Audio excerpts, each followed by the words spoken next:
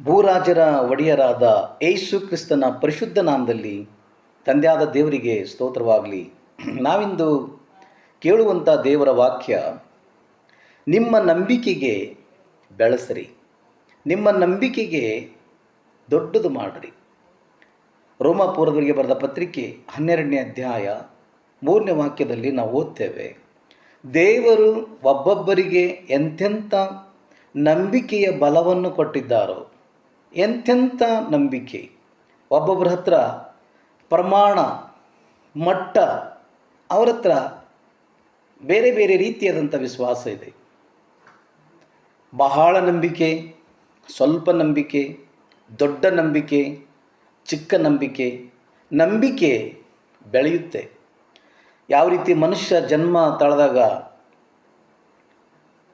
ಮಗುವಾಗಿ, ಕೂಸಾಗಿ, ಬಾಲಕನಾಗಿ ಪ್ರಾಯಸ್ಥನಾಗ್ತಾನೋ, ಹಾಲು ನೀರು ಆಹಾರವನ್ನು ತಗೊಂಡು ದೊಡ್ಡವನಾಗ್ತಾನೋ, ಹಾಗೆಯೇ ನಮ್ಮ ನಂಬಿಕೆ ಕೂಡ ದೊಡ್ಡದಾಗುತ್ತೆ, ನಮ್ಮ ನಂಬಿಕೆ ಕೂಡ ಬೆಳೆಯುತ್ತೆ. ಯಾವಾಗ ನಾವು ಯೇಸು ಕ್ರಿಸ್ತನನ್ನು, ಅವರ ಪರಿಶುದ್ಧವಾದಂಥ ವಾಕ್ಯವನ್ನು ನಮ್ಮ ಹೃದಯದಲ್ಲಿ ಅಂಗೀಕರಿಸಿದ್ದೇವೋ, ನಮ್ಮ ಹೃದಯದಲ್ಲಿ ಬಿತ್ತೋ, ಅಂದೇ ನಂಬಿಕೆಗೆ ಜನ್ಮವಾಯಿತು. ನಂಬಿಕೆ ನಮ್ಮ ಹೃದಯದಲ್ಲಿ ಹುಟ್ಕೊಳ್ತು, ನಮ್ಮೊಳಗೆ ನಂಬಿಕೆ ಬಂತು.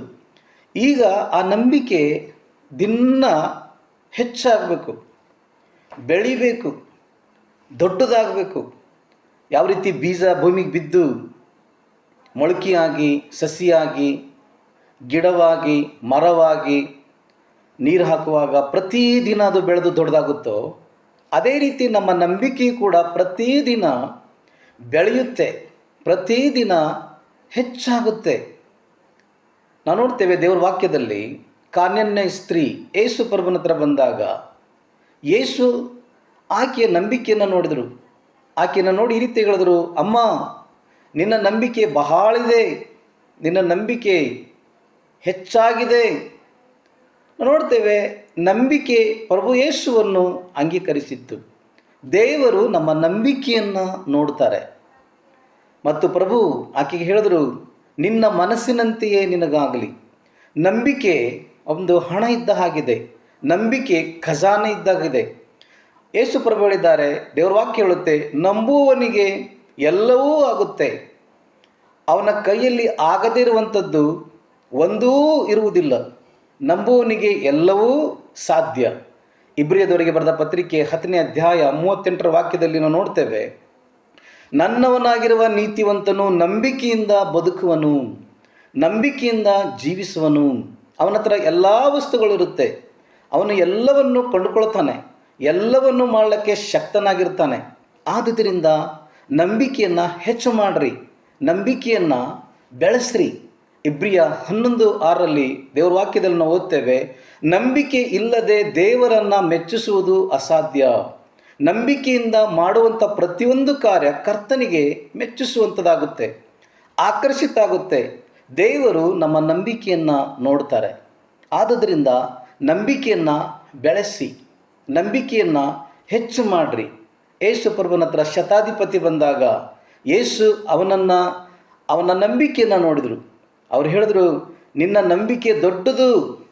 ಯೇಸು ಪ್ರಭು ಅವನಲ್ಲಿರುವಂಥ ನಂಬಿಕೆಯನ್ನು ನೋಡಿ ಆಶ್ಚರ್ಯಪಟ್ಟು ಆತನನ್ನು ಮೆಚ್ಚಿ, ನಿನ್ನ ಮನಸ್ಸಿನಂತೆ ಆಗಲಿ ಎಂಬುದಾಗಿ ಹೇಳಿದರು. ದೊಡ್ಡ ನಂಬಿಕೆ ಆತನ ಹತ್ರ ಇತ್ತು. ಆದ್ದರಿಂದ ಆತನು ಹೊಂದಿಕೊಂಡ, ಯಾವುದಕ್ಕೆ ಬಂದಿದ್ದನೋ ಅದನ್ನು ಆತನು ಕಂಡುಕೊಂಡ. ಆದುದರಿಂದ ಪ್ರಿಯ ಸಹೋದರ ಸಹೋದರಿ, ನಿಮ್ಮ ನಂಬಿಕೆ ದೊಡ್ಡದು ಮಾಡಿರಿ, ನಿಮ್ಮ ನಂಬಿಕೆ ಹೆಚ್ಚು ಮಾಡ್ಕೋರಿ. ಹಾಗಾದರೆ ನಂಬಿಕೆ ಹೆಚ್ಚು ಮಾಡಿಕೊಳ್ಳುವುದು ಹೇಗೆ? ಇಬ್ರಿಯದವರಿಗೆ ಬರೆದ ಪತ್ರಿಕೆಯಲ್ಲಿ ನಾವು ನೋಡ್ತೇವೆ, ದೇವರ ವಾಕ್ಯದಲ್ಲಿ ಬರೀತದೆ, 10ನೇ ಅಧ್ಯಾಯ ಅದರ 25ನೇ ವಾಕ್ಯದಲ್ಲಿ, ಸಭೆಯಾಗಿ ಕೂಡುವುದನ್ನು ಕೆಲವರು ರೂಢಿಯಾಗಿ ಬಿಟ್ಟ ಪ್ರಕಾರ ಬಿಟ್ಟು ಬಿಡದೆ ಸಭೆಯಾಗಿ ಸೇರ್ರಿ. ನಂಬಿಕೆ ಉಳ್ಳವ್ರ ಹತ್ರ ಕೂತ್ಕೊಳ್ಳಿ, ನಂಬಿಕೆ ಉಳ್ಳವ್ರ ಹತ್ರ ಮಾತಾಡಿ, ಅವರು ಆರಾಧನೆ ಮಾಡೋದನ್ನು, ಅವರ ಸಾಕ್ಷಿಯನ್ನು ಮತ್ತು ಅವರು ಮಾಡುವಂಥ ಪ್ರತಿಯೊಂದು ಕೆಲಸ ಕ್ರಿಯೆಗಳನ್ನು ನಾವು ನೋಡುವಾಗ ನಮ್ಮ ನಂಬಿಕೆ ಹೆಚ್ಚಾಗುತ್ತೆ, ನಮ್ಮ ನಂಬಿಕೆ ಬೆಳೆಯುತ್ತೆ. ನಾವು ನೋಡ್ತೇವೆ ಮೀಟಿಂಗ್ಗೆ ಹೋಗುವಾಗ ಅದಕ್ಕೆ ಪ್ರತಿಮತ್ತೆಯನ್ನು ಕೊಡ್ರಿ. ಪ್ರಾರ್ಥನೆ ಕೂಟಕ್ಕೆ ಹೋಗುವಾಗ, ಪ್ರಾರ್ಥನೆ ಮೀಟಿಂಗ್ಗೆ ಹೋಗುವಾಗ, ಸಭೆಯಾಗಿ ಹೋಗುವಾಗ ಅಲ್ಲಿ ನಂಬಿಕೆಯ ಸಾಕ್ಷಿಗಳನ್ನು ಅಲ್ಲಿ ಕಾರಣಕ್ಕೆ ಸಿಗುತ್ತೆ.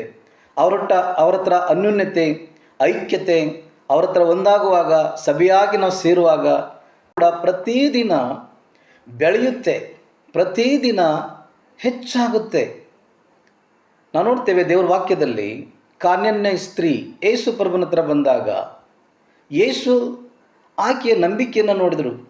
ಆಕೆಯನ್ನು ನೋಡಿ ಈ ರೀತಿ ಹೇಳಿದ್ರು, ಅಮ್ಮ ನಿನ್ನ ನಂಬಿಕೆ ಬಹಳಿದೆ, ನಿನ್ನ ನಂಬಿಕೆ ಹೆಚ್ಚಾಗಿದೆ. ನೋಡ್ತೇವೆ ನಂಬಿಕೆ ಪ್ರಭು ಯೇಸುವನ್ನು ಅಂಗೀಕರಿಸಿತ್ತು. ದೇವರು ನಮ್ಮ ನಂಬಿಕೆಯನ್ನು ನೋಡ್ತಾರೆ. ಮತ್ತು ಪ್ರಭು ಆಕೆಗೆ ಹೇಳಿದ್ರು, ನಿನ್ನ ಮನಸ್ಸಿನಂತೆಯೇ ನಿನಗಾಗಲಿ. ನಂಬಿಕೆ ಒಂದು ಹಣ ಇದ್ದ ಹಾಗಿದೆ, ನಂಬಿಕೆ ಖಜಾನೆ ಇದ್ದಾಗಿದೆ. ಯೇಸು ಪ್ರಭು ಹೇಳಿದ್ದಾರೆ, ದೇವರ ವಾಕ್ಯ ಹೇಳುತ್ತೆ, ನಂಬುವವನಿಗೆ ಎಲ್ಲವೂ ಆಗುತ್ತೆ. ಅವನ ಕೈಯಲ್ಲಿ ಆಗದೇ ಇರುವಂಥದ್ದು ಒಂದೂ ಇರುವುದಿಲ್ಲ. ನಂಬುವವನಿಗೆ ಎಲ್ಲವೂ ಸಾಧ್ಯ. ಇಬ್ರಿಯದವರಿಗೆ ಬರೆದ ಪತ್ರಿಕೆ 10ನೇ ಅಧ್ಯಾಯ 38ರ ವಾಕ್ಯದಲ್ಲಿ ನಾವು ನೋಡ್ತೇವೆ, ನನ್ನವನಾಗಿರುವ ನೀತಿವಂತನು ನಂಬಿಕೆಯಿಂದ ಬದುಕುವನು, ನಂಬಿಕೆಯಿಂದ ಜೀವಿಸುವನು. ಅವನ ಹತ್ರ ಎಲ್ಲ ವಸ್ತುಗಳಿರುತ್ತೆ, ಅವನು ಎಲ್ಲವನ್ನು ಕೊಂಡುಕೊಳ್ತಾನೆ, ಎಲ್ಲವನ್ನು ಮಾಡಲಿಕ್ಕೆ ಶಕ್ತನಾಗಿರ್ತಾನೆ. ಆದುದರಿಂದ ನಂಬಿಕೆಯನ್ನು ಹೆಚ್ಚು ಮಾಡಿರಿ, ನಂಬಿಕೆಯನ್ನು ಬೆಳೆಸ್ರಿ. ಇಬ್ರಿಯ 11:6ರಲ್ಲಿ ದೇವರ ವಾಕ್ಯದಲ್ಲಿ ನಾವು ಓದ್ತೇವೆ, ನಂಬಿಕೆ ಇಲ್ಲದೆ ದೇವರನ್ನು ಮೆಚ್ಚಿಸುವುದು ಅಸಾಧ್ಯ. ನಂಬಿಕೆಯಿಂದ ಮಾಡುವಂಥ ಪ್ರತಿಯೊಂದು ಕಾರ್ಯ ಕರ್ತನಿಗೆ ಮೆಚ್ಚಿಸುವಂಥದ್ದಾಗುತ್ತೆ, ಆಕರ್ಷಿತ ಆಗುತ್ತೆ. ದೇವರು ನಮ್ಮ ನಂಬಿಕೆಯನ್ನು ನೋಡ್ತಾರೆ.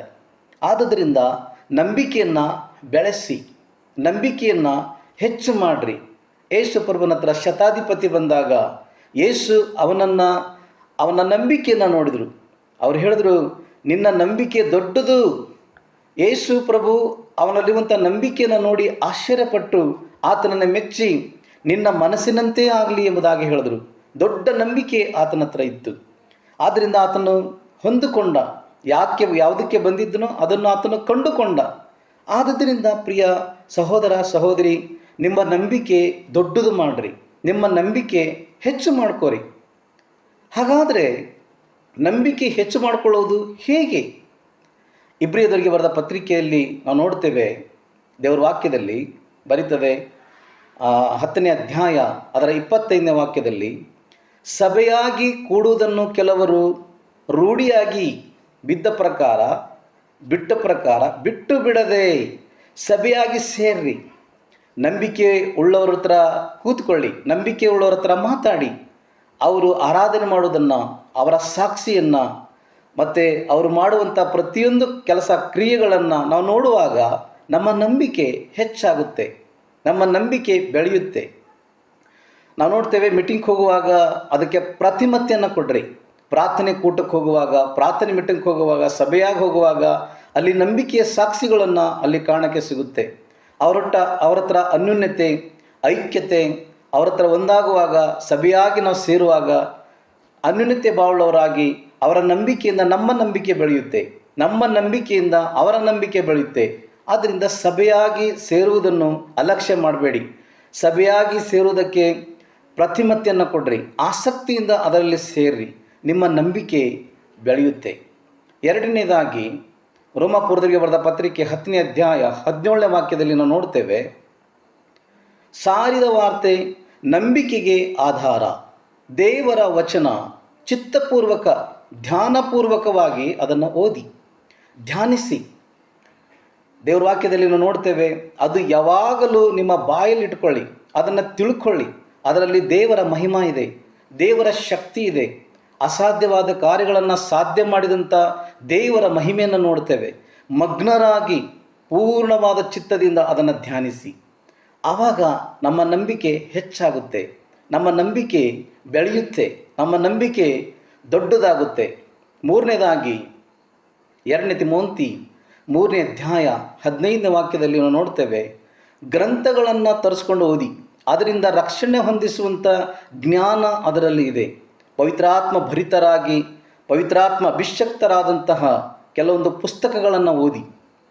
ನಾವು ನೋಡ್ತೇವೆ, ಅವು ಓದುವಾಗ ಅವರ ಮಾಡಿದಂಥ ಸೇವೆ, ಪವಿತ್ರಾತ್ಮನ ಮೂಲಕ ಕೊಟ್ಟಂಥ ದೇವರ ವಾಕ್ಯದ ವಿವರಣೆ, ಅದರಿಂದ ನಮ್ಮ ನಂಬಿಕೆ ಬೆಳೆಯುತ್ತೆ, ನಮ್ಮ ನಂಬಿಕೆ ಹೆಚ್ಚಾಗುತ್ತೆ.